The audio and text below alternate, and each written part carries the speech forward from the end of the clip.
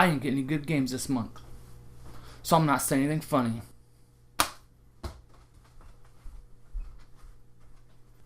Got less games to talk about this week, but there's a little bit of hardware and a bad eBay seller. Also, Jerry will be announcing the games today. Pachoon, pachoon, pachoon. Wild Arms 3. First, let me tell you about the eBay mistake I made. I was browsing through games for sale on eBay and I clicked on Wild Arms 3. It looked good, but I wanted to browse through more games before bidding on it. After digging around, I decided to come back and bid on it. When the game came in the mail, I realized it didn't have the instruction manual in it, something I'm pretty picky about, so I went to double check the listing to see if I needed to file a complaint with eBay. The listing clearly said that the manual wasn't included. What I had done was look at one listing, then when I decided to purchase, I opened a different listing and bid. Oops. I'll be more careful and use the watch button from now on. So anyways, the game. I loved the first Wild Arms game and haven't played another one until I got this one in the mail. As an adult, I rarely have time for RPGs unless it's Pokemon or a strategy game, but I love Wild Arms' setup. I love the graphics, the battle controls, the story seemed nice from what I did play, and I would love to come back to this game again sometime. 25 to life. I had high hopes for this game. The back of the case said it had online play for up to 16 players, but then I tried it. It's not good.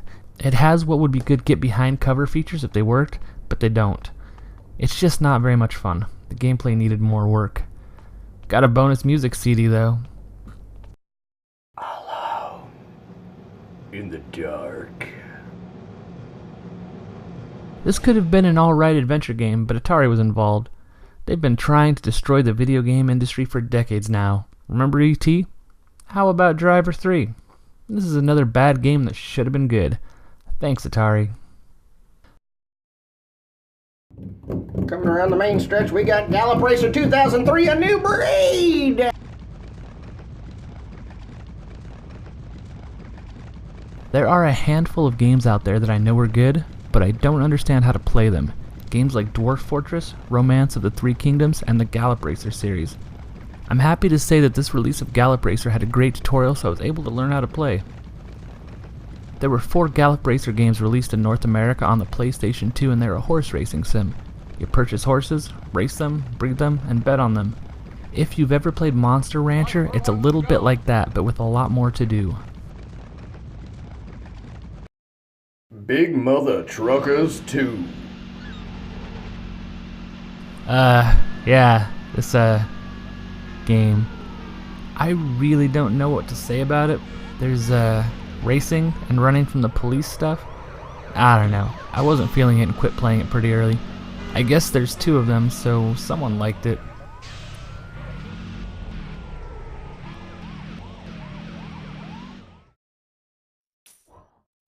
DreamWorks presents Madagascar.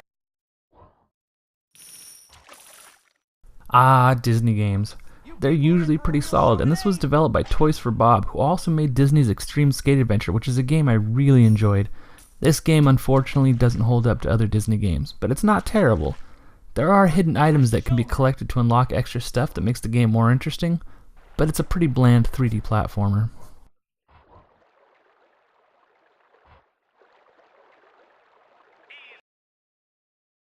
And this next game is called Alfa Romeo Racing Italiano.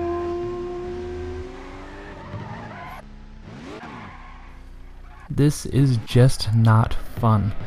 I think they were going for a Gran Turismo style of game with more realism, but it just ended up feeling like driving around a junky car that was always about to break down. Don't buy this game if you're looking for a good racer.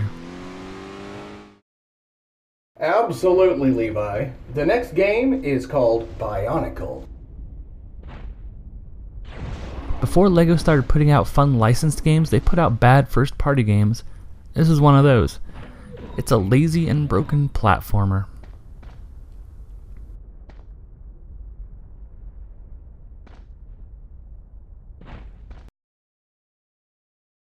All right, moms and dads, are you smarter than a 5th grader? Make the grade. A video game based off of the television game show. I thought it was weird that it came with 2 instruction manuals, but one of them is in French. I guess the French-speaking parts of Canada needed this title. I may just be mad at this game because I lost pretty quickly, but to be fair, when I had a question I didn't know the answer to, I let the AI 5th graders pick, and they got it wrong. It's the Friends game! You know, the one with all the trivia. Oh man, glad I bought this game sealed. Sorry, can't play it for you. It's a sealed copy. What is this? High School Musical. The Sing It bundle, I think. And finally, High School Musical Sing It, the bundle pack. I don't sing, I have no intention of ever really playing this, but I do love weird video game console accessories.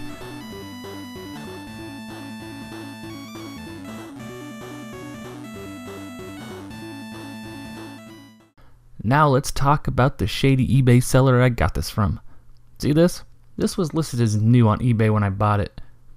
There was no picture, so I knew there was a chance that this was a scummy seller, but I've been lucky several times and decided to pull the trigger and make the purchase. Here's some pictures I took when I filed a complaint on eBay to get my money back. I got my money back and a weak excuse from the seller saying he was selling it for someone else and didn't know that box tape wasn't a factory seal. Now onto some hardware. This is the Radica Gamester steering racing wheel controller.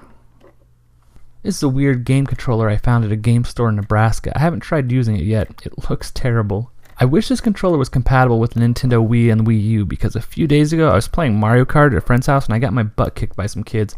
I think forcing them to use this controller as a handicap would have helped. I also got 3 new memory cards on the cheap.